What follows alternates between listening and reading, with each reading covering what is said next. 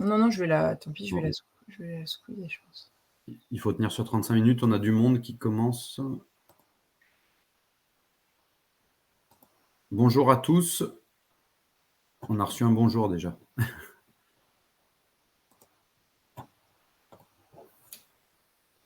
Bonjour, je peux déclencher la caméra. Hop, Oui, pas de je vois qu'on souci. est, Bonjour pour à l'instant, on tous. n'est pas très nombreux. Vous êtes Bonjour, monsieur tous Laurent. deux de. Bonjour, enchanté. Je représente une société qui fait un liant biosourcé qui permet de fonctionnaliser des choses avec des liants, enfin avec des charges minérales et des charges végétales. Donc D'accord. je viens écouter un petit peu, je viens participer à cette journée des matériaux biosourcés. Ok, C'est quelque chose qui attire notre attention. très bien. Bah, On, merci. on, On va démarrer du coup parce que je vois qu'on a pas mal on de est monde. que tous les trois? Non, Non, non, il y a, non, ah oui, non, il y a d'autres personnes. Il y a pas mal d'autres personnes ok. là. Bon, Bonjour, je vais bienvenue fermer à caméra. tous et à toutes. On va peut-être attendre une petite minute, le temps que tout le monde se connecte.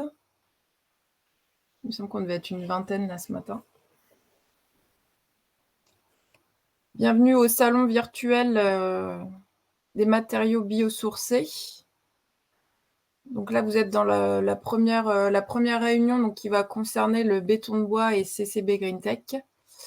Ce qu'on va faire, c'est que je vais partager la présentation, la dérouler. N'hésitez pas à poser vos questions aussi dans le chat. Cédric pourra y répondre. Et puis en fin de réunion, donc on a 45 minutes, donc on a jusqu'à 9h. On arrêtera peut-être à 43, 44 pour vous laisser le temps d'aller dans les autres salles de réunion ensuite. Et puis Cédric peut répondre directement à vos questions dans le chat, sinon on se gardera quelques minutes à la fin. Donc je me présente, Caroline Gérard, je suis directrice marketing communication chez CCB GreenTech. Et on va dérouler ensemble et voir les missions de CCB GreenTech. Et puis Cédric est là aussi. Cédric, je te laisse te présenter peut-être. Oui, bonjour à tous. Cédric Longin, directeur exécutif de CCB GreenTech, un des 3 associés. Et j'effectuerai la seconde présentation. Et durant la présentation de Caroline, je vais m'occuper du chat et je vais répondre à vos éventuelles questions.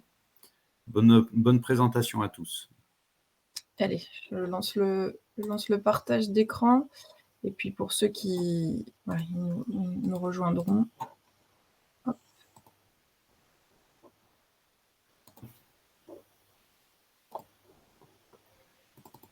Ça rame un tout petit peu. Ça ne s'affiche pas encore, hein, Cédric, tu me confirmes? D'accord, on en a fait le test avant, normalement ça fonctionne. Ouais, ça va fonctionner. C'est juste que ça rame un petit peu. Hop. Et voilà. Voilà, donc vous voyez le premier slide. Donc CCB GreenTech, donc c'est une entreprise française qui est située en Isère et dont la mission est d'œuvrer à la recherche de solutions appropriées au changement climatique. On est vraiment dans le thème et à faible impact environnemental dans le secteur de la construction. La vision, c'est vraiment de devenir un acteur incontournable dans les systèmes constructifs à base de matériaux biosourcés. C'est aussi pour ça qu'on est membre de l'AICB, qui nous permet d'échanger justement avec les différents acteurs qui sont à la fois fournisseurs d'isolants biosourcés ou de matériaux structurels uniquement dans le biosourcé. L'idée, c'est vraiment d'échanger tous ensemble et de pouvoir aussi se prescrire les uns les autres en complément, puisqu'on est sur des solutions complémentaires et qui permettent d'amener de très belles performances thermiques dans les bâtiments. Donc nous, notre business model, il se fait en 2 temps. On produit ce que vous voyez à l'écran et qu'on va détailler ensuite, donc du granulat de bois, qui est ici additivé. Donc on produit ce granulat et on le commercialise via une licence d'exploitation à des partenaires préfabricants. Vous verrez que notre matériau est uniquement disponible à la préfabrication. Et puis bien sûr, nous partageons et nous véhiculons des valeurs qui sont importantes pour CCB, le respect de la personne, de la planète, et évidemment nos engagements avec nos partenaires. Donc l'histoire de CCB GreenTech est venue de l'initiative, c'est François Cochet, donc que vous voyez à gauche de l'écran, qui est notre fondateur et président. François a fait toute sa carrière dans l'exploitation forestière et il y a une petite vingtaine d'années maintenant, cherchait une solution pour valoriser les déchets de sa scierie. Il a trouvé cette solution en travaillant plusieurs années. Vous verrez qu'il y a eu 15 ans de R&D avec Laurent Noca, donc qui est notre cofondateur et directeur technique. Et tous les deux ont réussi à mettre au point le béton de bois. Alors, ils ne sont pas les inventeurs du béton de bois. Le béton de bois existait déjà, notamment pour faire des murs anti-bruit le long des axes routiers, autoroutiers. Ils ont trouvé la façon de le rendre structurel. Donc, on va voir ensuite les différents principes constructifs qu'ils ont pu mettre au point. Cédric les a rejoints en 2021, justement pour accélérer la commercialisation et la mise sur le marché du béton de bois, quand nous avons obtenu les ATEX. Moi, je les ai rejoints en 2022 pour accélérer la partie marketing-communication. Et nous sommes aujourd'hui 14 collaborateurs. Je vous disais, donc, il y a eu 15 ans de R&D, 2006 la fondation, jusqu'à 2000, même un peu plus de 15 ans, jusqu'à 2022, donc l'obtention des premières ATEX de KA, ce qui ne veut pas dire qu'on a uniquement fait des éprouvettes et nous sommes restés en laboratoire pendant tout ce temps. Bien évidemment, il y a eu des bâtiments de construits, essentiellement des maisons individuelles et des villas, justement pour éprouver le matériau et puis pour tous les échanges qu'il y a pu y avoir avec le CSTB. Vous imaginez que ces échanges sont conséquents, surtout sur un matériau aussi innovant. Donc en 2022, on obtient la première ATEX de KA pour un principe constructif qu'on appelle chez nous le CS2, donc qui consiste, ce sont des murs porteurs à chaînage béton qui vont permettre d'aller jusqu'en R+3, de faire tout type de bâtiment sur les zones de sismicité 1 à 4. Et puis en 2023, nous avons obtenu la deuxième ATEX, cette fois-ci pour des solutions de remplissage de façade sur des structures poteau-poutre. Il me semble que les présentations seront mises à votre disposition, donc, ainsi que les liens qui vont vous permettre d'aller voir les vidéos. Si jamais ce n'était pas le cas, notre site internet contient tous les documents, à la fois les documents généraux, donc cette présentation contient les vidéos de retour d'expérience, la vidéo corporate. Le temps est un peu trop court là pour que je puisse vous montrer l'ensemble des vidéos, mais n'hésitez vraiment pas à aller parcourir notre site internet dans la rubrique documentation. Vous retrouverez même les ATEX et tous les documents techniques. Donc nous sommes implantés à Beaurepaire, donc Nord-Isère, 1 heure au sud de Lyon depuis 2021. Sur, on le voit, une ancienne friche industrielle qui fait environ 5 hectares. Nous avons 3, même 4 bâtiments maintenant, donc 2 usines. L'usine à droite que vous voyez, donc, qui permet la transformation du bois. L'usine qui est à gauche, qui est tout en longueur, qui est en fait une ancienne chaudronnerie où ils faisaient notamment les cheminées du paquebot France, qui explique ce bâtiment tout en longueur. Là, on va faire tout ce qui est R&D, innovation, également de la préfabrication. Évidemment, on se doit de maîtriser la préfabrication du béton de bois pour transmettre les informations de nos préfabricants. Mais nous, on va être vraiment sur de l'artisanat. Hein. Ce sont vraiment nos préfabricants et nos partenaires qui ont, eux, plutôt l'outil industriel. Nous, on est vraiment sur l'outil on a vraiment l'outil industriel pour la transformation du bois.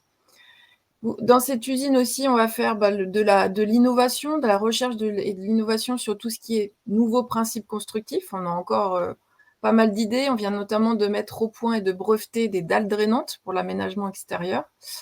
Donc voilà, nos équipes ont l'espace suffisant pour pouvoir penser de nouveaux principes en béton de bois. Et puis, on a également un showroom dans lequel nous avons des démonstrateurs à taille réelle. Donc, pour expliquer la mise en œuvre des principes constructifs, c'est vraiment beaucoup plus percutant. Et on organise sur ce site environ toutes les 6 semaines. Alors là, il va y avoir la petite coupure estivale. On a eu une porte ouverte hier, mais on organise ces portes ouvertes 3-4 fois par an. L'idée, c'est de pouvoir, pour que vous puissiez venir voir le matériau, ses finitions, les différentes aussi isolations possibles, ITE, ITI, et mieux vous rendre compte de ce que donne le béton de bois une fois qu'il est mis en place. Donc l'usine de production de granulats de bois, vous voyez à l'écran les différentes étapes de transformation de ce bois. Donc à gauche, nous avons du bois de trituration. Donc on n'utilise plus les déchets de scierie dont je vous parlais initialement. C'était l'idée de base, hein, évidemment. Mais la granulométrie ne nous permet pas d'utiliser des déchets de scierie. Donc on part bien de ce qu'on appelle le billon, donc le tronc de l'arbre, sur du bois de trituration uniquement. Donc le bois de trituration, ce sont les bois qui ont des caractéristiques particulières, donc souvent sont un peu tordus, ont des diamètres trop fins, et donc ne permettent pas de devenir du bois d'œuvre. Donc nous, on récupère ce bois, on le transforme en granulats en phase 2. On est capable de faire différents types de granulats, de taille de granulats, vous le voyez en phase 3. Et en phase 4, on va additiver ce granulat. C'est-à-dire qu'on va venir le minéraliser pour que le mariage entre ciment et bois se fasse de manière la plus efficace possible. L'idée, en fait, c'est que le bois est vraiment encapsulé dans la matrice cimentaire pour être à la fois protégé de l'humidité, des moisissures et des attaques de termites notamment. Je vous en parlais tout à l'heure, ce que vous voyez à l'écran, donc les photos à gauche, au milieu et à droite, pardon, ce sont les photos de notre showroom, donc où on illustre les différents principes constructifs et les différentes étapes de ce principe constructif. Et puis à gauche, vous avez donc l'atelier de préfabrication et puis les tests que nous réalisons en laboratoire. Il y a aujourd'hui 13 brevets déposés sur le béton de bois. Donc en résumé, CCB GreenTech est en charge des 3 premières étapes du process. Et ensuite, le préfabricant prend la main. Aujourd'hui, nous avons 2 préfabricants, Spurgin et Air Technologies. Donc Spurgin a 2 usines aujourd'hui dédiées au béton de bois. Il y en a une à côté d'Aix-en-Provence, à La Roque-d'Enterron, exactement. Donc là, elle va plus rayonner sur la partie sud-est de la France. Une deuxième usine a été ouverte début juin à côté de Chartres, à Minières, exactement. Donc là, pour rayonner essentiellement sur la région parisienne. Et puis Air Technologies a une usine dédiée au béton de bois à Viry, donc à quelques kilomètres de la frontière suisse, pas très loin de Genève, justement là pour davantage commercialiser le béton de bois sur la région Auvergne-Rhône-Alpes.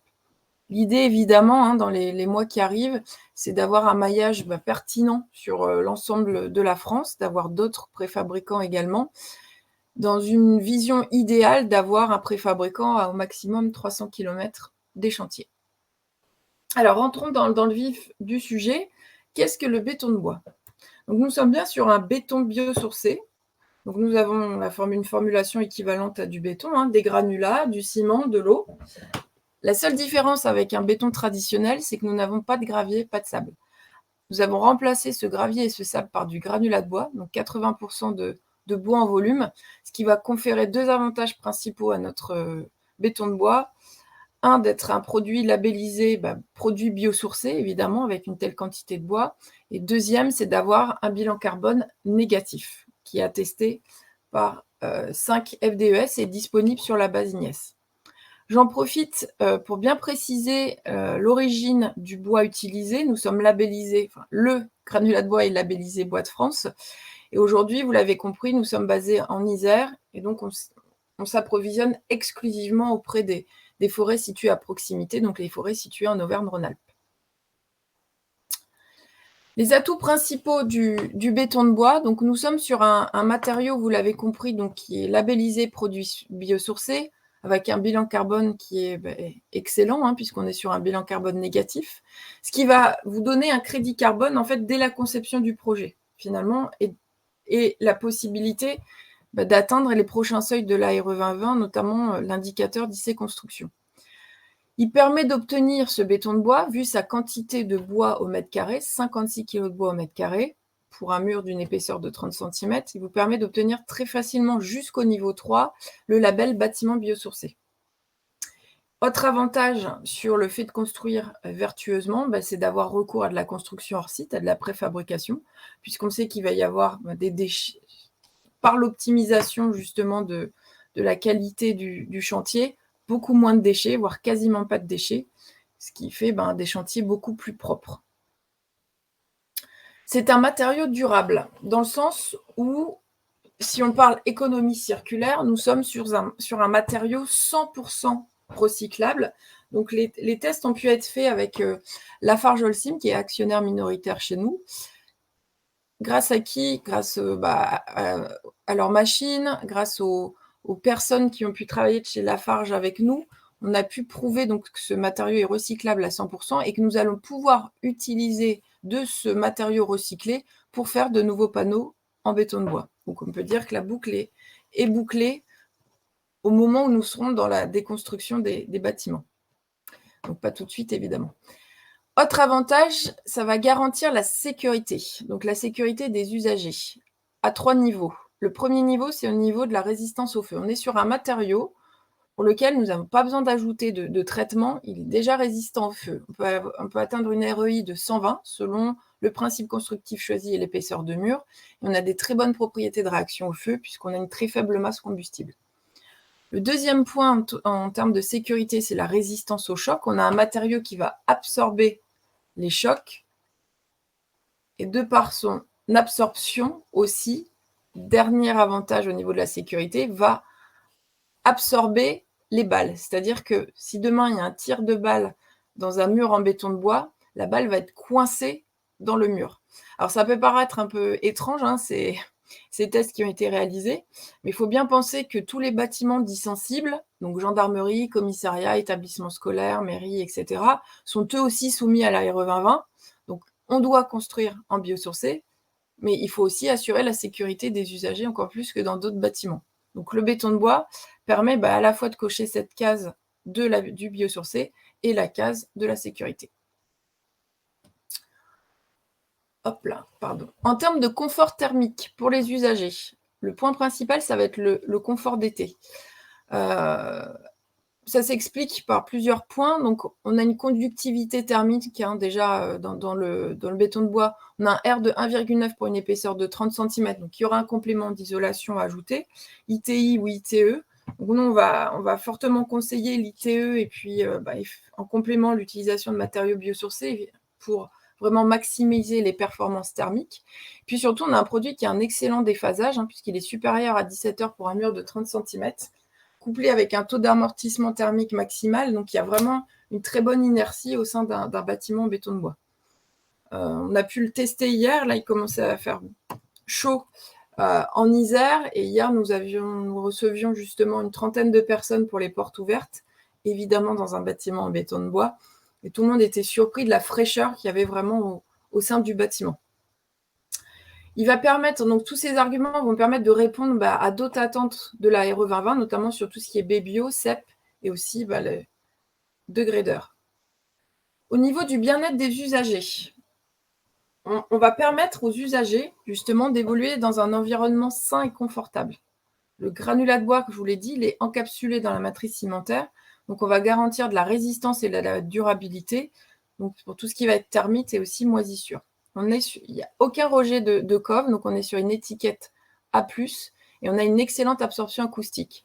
On absorbe les chocs, on absorbe les balles, et ça absorbe aussi les sons. Vous allez voir sur d'autres visuels, on a vraiment un matériau qui présente des aspérités, et donc ces aspérités font vraiment office de piège à son. Ce coefficient de réverbération est important, puisque ce coefficient d'alpha W est de 0,7, donc proche des panneaux acoustiques. Donc pour certains bâtiments, notamment pour les bâtiments où il y a une vie aux collectivités, où je pense notamment à un ERP que nous avons réalisé assez original, une église évangélique dans le sud de la France, où là, il y a énormément de concerts de gospel, donc cet aspect était très important. L'utilisation du béton de bois a permis de se passer notamment, par exemple, de panneaux acoustiques. Donc, pour vous dire à quel point cette absorption est importante. J'en ai parlé donc uniquement de la préfabrication. Vous pouvez apercevoir sur le fond de l'écran donc des murs pleins. Donc on est vraiment sur des murs livrés pleins et dimensionnés évidemment au projet. Donc on est sur du sur-mesure, avec intégration des ouvertures évidemment dans les murs. On est sur un matériau qui est facile à manipuler pour de la préfabrication puisque 3 fois plus léger que le béton. Puisque ça va permettre, évidemment, c'est de la construction rapide et silencieuse. Donc rapide à condition, et ça on attire particulièrement l'attention des personnes qui sont intéressées, mais ça c'est valable pour les matériaux biosourcés de manière générale et pour les matériaux qui sont en préfabrication, c'est de bien passer du temps à la conception avec les différentes parties prenantes. Plus on passe de temps en conception, plus effectivement on sera efficace au moment de la mise en œuvre sur chantier. Et donc, on est aujourd'hui une des seules solutions qui permet aux maçons de construire en biosourcé. Alors, on a vu qui était CCB GreenTech, on a un peu mieux compris ce qu'était le béton de bois, ses avantages. Maintenant, concrètement, que pouvons-nous construire en béton de bois? Donc, je vous l'ai dit, on a eu différentes ATEX de KA. Ces ATEX de KA vont progressivement se transformer en avis techniques. Première ATEX 2K, alors je vais passer sur le WS1 rapidement, juste pour vous dire en quoi ça consiste, le WS1, c'était le premier principe constructif qui a été validé par le CSTB via une ETN. Et on était vraiment sur un mur porteur à ossature bois intégré. Donc, on était sur un concept qui permettait d'aller jusqu'en R+1, donc qui ne permettait pas de décarboner à grande échelle. Là, celui qui est le plus utilisé sur les chantiers qui ont été réalisés ces derniers temps, c'est le CS2, évidemment. Donc, on est sur un système de mur porteur à chaînage béton qui va permettre de faire tout type de bâtiment jusqu'en R+3. Et puis FP2 et FP3, donc ce sont des remplissages de façade. On va voir quelques images. Donc, on va venir agrafer des panneaux en béton de bois sur des structures poteaux-poutres béton.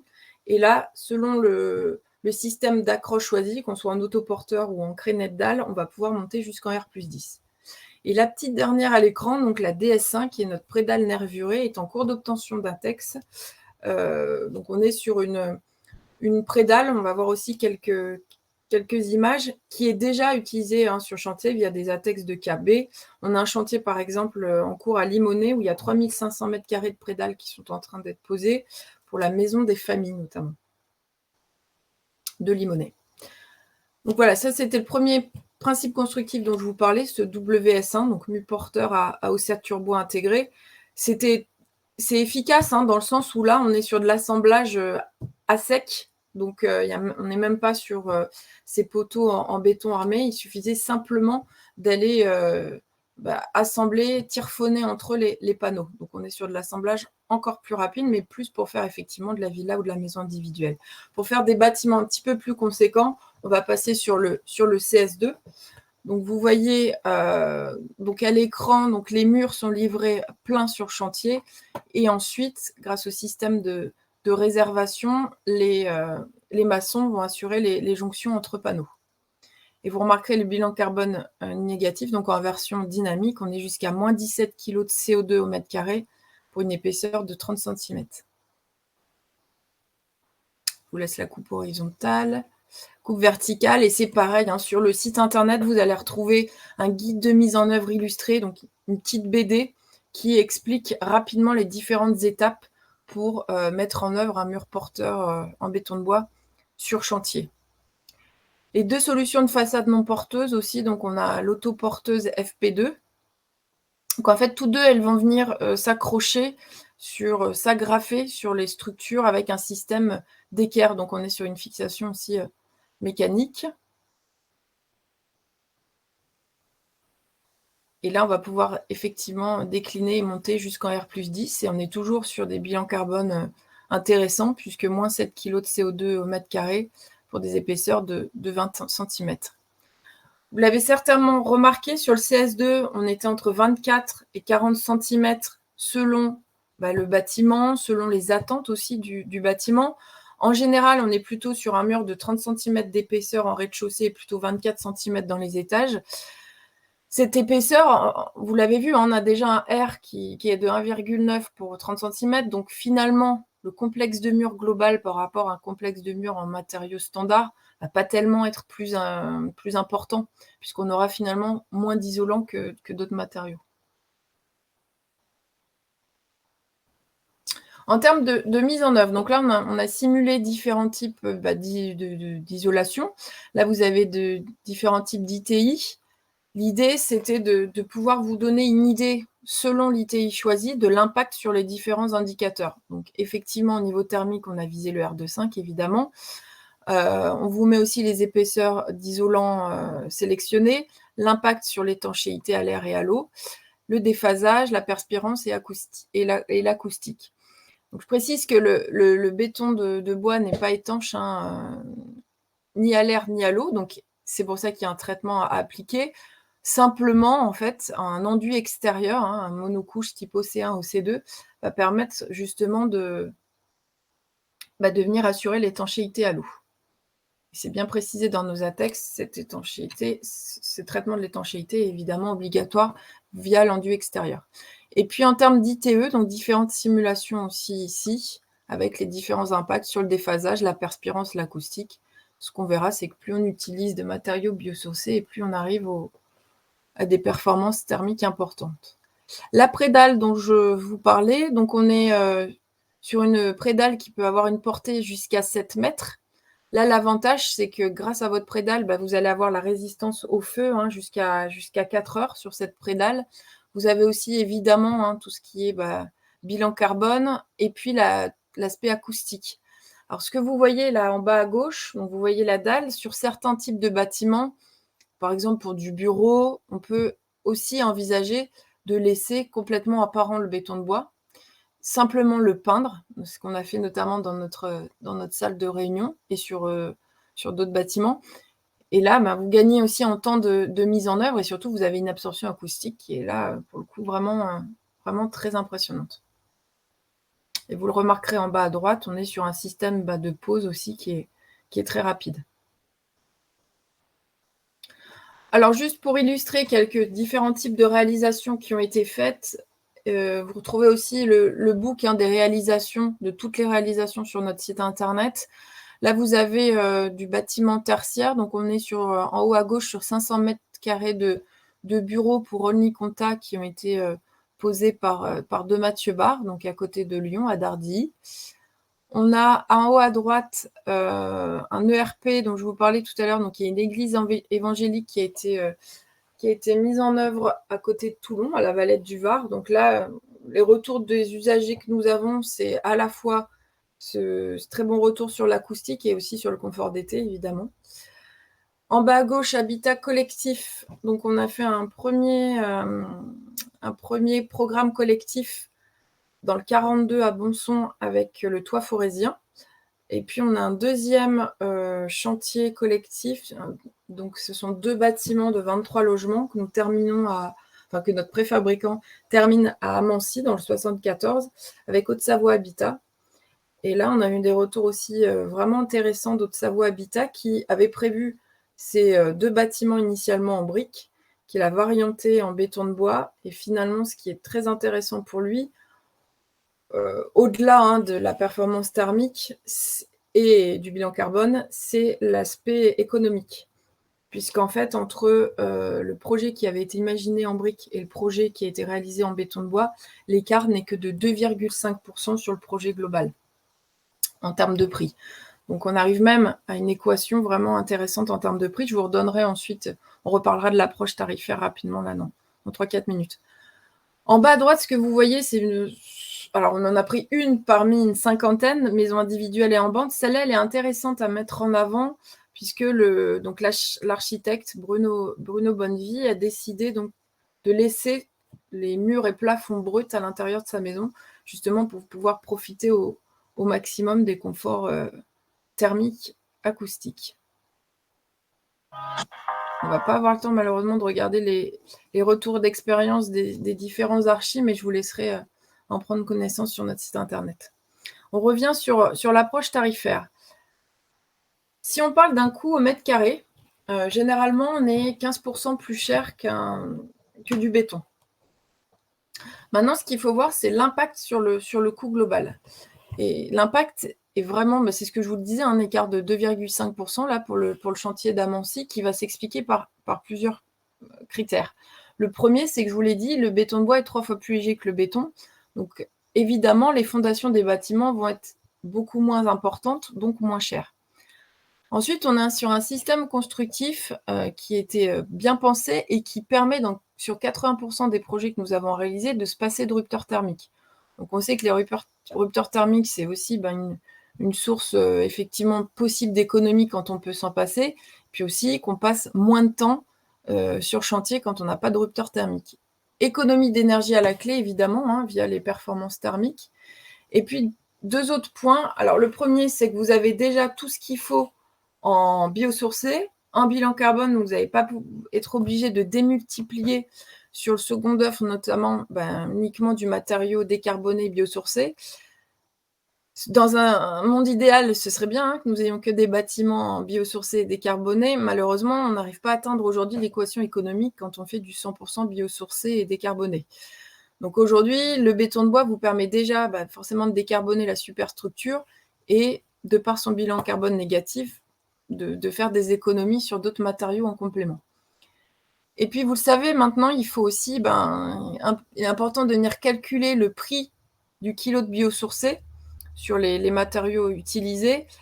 On a eu le retour donc d'une des plus grosses entreprises générales de France sur ce coût au kilo, qui est de 4 € le kilo de biosourcé pour le béton de bois, quand celui du MOB est à 12 €. Donc, ce qui explique pourquoi, avec tous ces arguments, on arrive à finalement tenir le prix.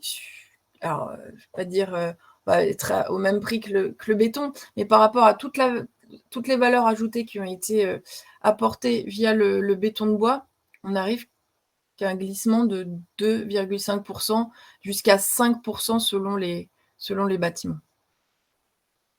Alors, pour en arriver là où on en est aujourd'hui, après ces 15 ans de R&D et ces 2 premières années de commercialisation, puisqu'évidemment, avant les ATEX, on ne commercialisait pas, donc on est encore une start-up. On a besoin d'un réseau solide pour continuer cette commercialisation qui est vraiment croissante. On a des très beaux bâtiments là qui arrivent aussi sur 2025. Tout ça, c'est possible aussi par nos partenaires, nos actionnaires minoritaires, notamment Lafarge Holcim et Crédit Agricole, par le soutien que nous ont apporté le BPI, ADEME, le plan France Relance et puis également le ministère de la Transition écologique et solidaire. Le plus difficile, j'ai envie de dire, c'était de réaliser un premier chantier avec les majors. Tous ceux que vous voyez à l'écran ont déjà réalisé un premier chantier en béton de bois. Et l'avantage, c'est que les plus petits se disent, ils y sont allés, on peut se lancer. Et ce qu'on nous dit généralement, c'est que l'essayer, c'est l'adopter. Donc là, on est en très forte croissance évidemment sur le nombre de chantiers. Et on sent que plus les seuils de la RE 2020 arrivent, notamment le 2025, qui est encore, même s'il est déjà un peu contraignant, n'est pas le plus contraignant, mais notamment même sur les seuils 2028, sur des écoquartiers notamment, on est déjà en train de réfléchir avec le béton de bois. À l'écran, donc, on illustre évidemment le fait que nous ayons été lauréats 2023 du label Green Tech Innovation. Donc, c'est une reconnaissance qui est délivrée par le ministère de la Transition écologique et qui nous permet d'avoir plus de visibilité, notamment auprès des collectivités. On a déjà quelques chantiers avec des collectivités. Je vous parlais de la maison des familles de Limonest tout à l'heure. On a aussi réalisé l'extension du centre nautique de Saint-Priest, le cinéma de Beaurepaire. Voilà, il y a déjà des belles choses qui se mettent en place avec les collectivités, mais beaucoup moins vite qu'avec le privé. Ça, c'est une réalité. Donc, une start-up engagée dans l'innovation, donc à travers les communautés dont on fait partie, French Fab, Coq-Vert, Impulse Partner aussi, qui est un accélérateur notamment de start-up et de mise en relation entre les start-up et les majors, surtout sur la région parisienne. Évidemment, on concourt, on postule à de nombreux concours. On a obtenu, le prix de la catégorie solutions constructives au salon Bipositif donc l'année dernière. Et puis, on a eu là récemment au salon Norbat, donc, qui a eu lieu à Lille. Nous avons été finalistes parmi 36 solutions proposées sur les meilleures innovations. Au niveau du réseau, donc, nous sommes membres du cluster éco-bâtiment, de CD2E. Ce sont des groupements qui sont rattachés au groupement bâtiment durable. Donc, vraiment des réseaux efficaces, notamment pour la mise en avant des matériaux biosourcés et de toutes les tendances fortes dans la construction, notamment la préfabrication. Sur l'aspect préfabrication hors site, nous faisons également partie du campus hors site. Donc, il y a un campus avec plus de 80 adhérents où on échange très régulièrement sur l'aspect assurantiel, logistique, supply chain, autour de la préfabrication toujours. Nous sommes aussi membres de Construction 21 et puis de l'Alliance HQE.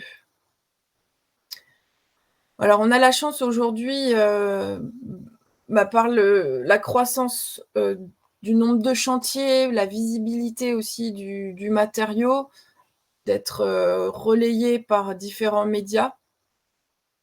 Donc, ça au niveau du dossier de presse. Et puis, bien entendu, on est présent sur LinkedIn. On essaie de publier au maximum l'actualité à la fois de l'entreprise et puis des chantiers, puisqu'on sait que c'est là-dessus qu'on nous attend, sur les retours d'expérience chantier. C'est ce qui est le plus probant pour ceux qui ne nous connaissent pas encore. Et la participation à de nombreux salons. On fait plus d'une vingtaine de salons par an. autour effectivement de la construction et de la décarbonation. Les prochains événements à venir, donc on sera sur Energy Meeting Lyon au mois de septembre, le congrès HLM USH en tant que visiteur et surtout le SICA début octobre. Et puis la prochaine porte ouverte qui aura lieu au mois de novembre. Et surtout, n'hésitez pas, je le rappelle, à nous suivre sur LinkedIn. C'est important, on publie toute notre actualité. Je rappelle les contacts de nos 2 préfabricants, donc Spurgin et Air Technologies. Vous retrouverez aussi leurs coordonnées sur notre site internet. Et puis, le dernier slide, en fait, pour résumer que c'est une solution qui va cocher toutes les cases, qui est à la fois bonne pour l'environnement, bonne pour l'habitant et l'usager, et puis surtout bonne pour la maîtrise d'œuvre et la maîtrise d'ouvrage, notamment pour l'atteinte des seuils les plus exigeants de la RE 2020. Voilà. Il nous reste quelques minutes pour Caroline, Ouais. Nous avons des questions qui viennent de tomber, plusieurs de Monsieur Boise. Ludovic nous dit plusieurs questions. La première, avez-vous une concurrence sur votre matière première avec le bois énergie qui la valorise également? Donc, je te laisse répondre. Oui, alors on va avoir, effectivement, vous l'aurez compris, via le bois de trituration. Le bois de trituration était utilisé initialement pour faire de la pâte à papier et aussi sur le bois énergie. Ce qui est par contre intéressant à savoir, c'est que la stratégie nationale bas carbone a publié donc une réglementation disant que s'il y avait à terme des choix à faire entre bois énergie et du bois destiné à la construction, c'est le bois destiné à la construction qui serait priorisé. Tout simplement parce que nous, on ne relargue pas de CO2 quand le bois énergie va relarguer.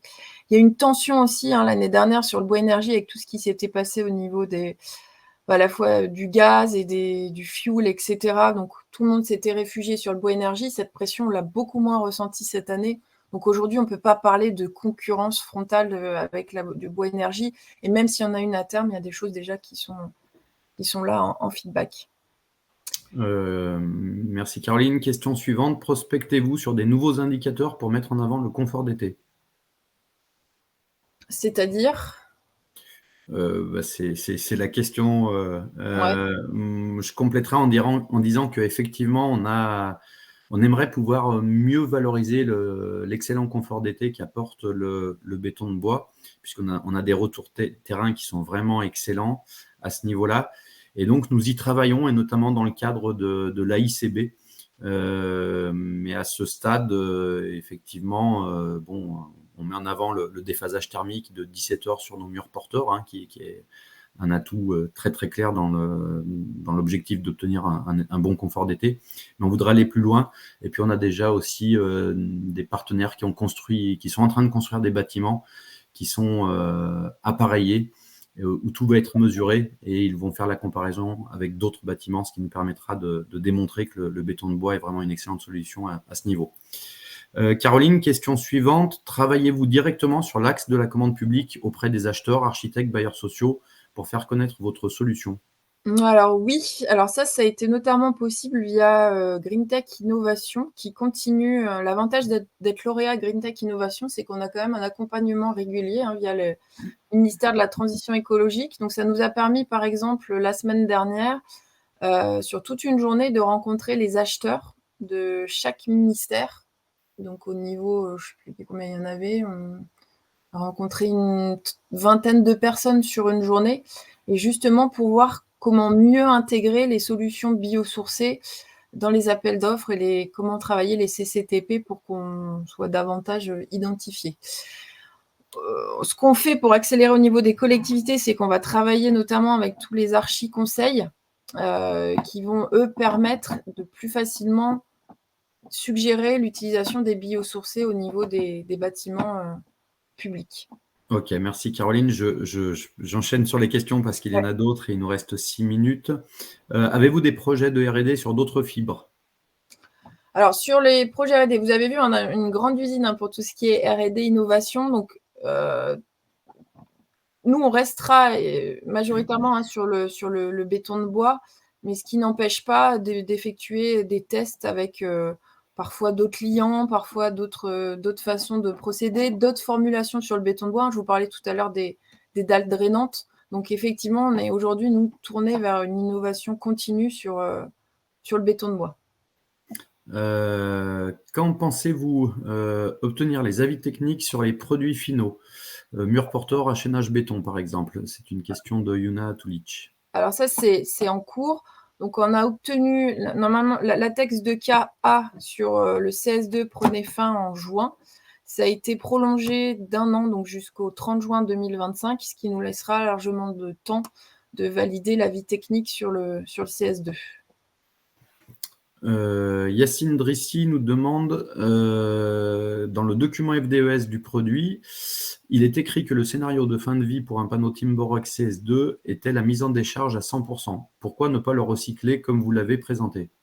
Alors ça, c'est tout simplement parce qu'on était sur la version A1 du calcul au niveau de la FDES et qu'on est en train d'effectuer donc la version A2 qui sera certainement publiée et disponible en début d'année 2025, où là, je vous l'ai dit, hein, ça ne posera aucun problème puisqu'on a validé que le fait que le béton de bois était recyclable à 100%. Jean-Louis Laurent, avec qui nous avons rapidement échangé au tout début, juste avant le démarrage, nous demande si nous sommes ouverts à un autre liant qui serait biosourcé lui aussi, donc une alternative au ciment. Alors aujourd'hui, on a déjà beaucoup de tests qui ont été faits, donc ciment bas carbone, les tests ont été faits aussi. Après, rien n'empêche de se rapprocher de nous et on vous met en contact avec notre service technique, notre directeur technique, hein, Laurent Noca, et vous ensuite voir avec lui ce qui est possible de réaliser en termes de tests. Mais c'est l'avantage d'être encore start-up, c'est qu'on est agile et ouvert à d'autres tests et produits innovants. Caroline, je te lis une dernière question, puis moi je vais basculer sur la deuxième visio qui démarre dans 3 minutes. Le béton de bois ne se tasse pas dans le temps. Pour avoir vu un projet réalisé il y a quelques années avec ce système, le plancher s'est affaissé au bout de 20 ans. Alors le plancher, non, j'imagine que... Ouais, merci à tous. J'imagine que voilà, l'obtention, vous avez vu le nombre d'années qu'il faut pour obtenir les avis techniques du CSTB. Aujourd'hui, on n'a pas le recul sur les 20 ans sur le plancher, mais vu toutes les contraintes auxquelles on fait face pour obtenir aujourd'hui tous les avis techniques, tous les tests qui sont effectués, et tant mieux, c'est pas du tout un reproche quand je dis ça, tant mieux de valider toutes ces étapes. L'idée, c'est que le béton de bois a une durée de vie identique au béton, donc il n'y a pas de raison que ça s'affaisse. Et attention, c'est que nous, on a vraiment le bois qui est encapsulé dans la matrice cimentaire. Comment visez-vous d'accompagner les partenaires à atteindre les seuils 2028 et 2031 de l'AREVA 20 avec des planchers béton associés aux murs porteurs en béton de bois? Cela semble compliqué à atteindre, contrairement à la construction bois permettant d'atteindre ces seuils. Non, pas du tout. On les atteint largement, tous les seuils 2028, même 2031. On a une étude qui est en cours avec Solab qui devrait pouvoir être publiée, j'espère, dans le prochain trimestre, qui prouve que le béton de bois permet d'atteindre les seuils 2028 largement de l'AREVA 2020 et 2031, il y a de fortes chances qu'on y arrive effectivement aussi. Et vous l'avez vu, on a des planchers en béton de bois, donc l'association plancher béton de bois et mur béton de bois, là on atteint les seuils sans aucun souci. N'hésitez pas, je vous donne mon adresse mail dans le chat. Ah, hop là, avant que ça coupe. N'hésitez pas, si vous avez d'autres questions, à revenir vers moi. caroline.gérard@ccbgreen-tech.com. Voilà, pas fait d'erreur. Et puis tout est aussi disponible sur notre site internet, n'hésitez vraiment pas à le consulter. Je vous remercie à toutes et tous de nous avoir rejoints ce matin. Je vous souhaite une excellente journée et un très bon salon des biosourcés. À bientôt.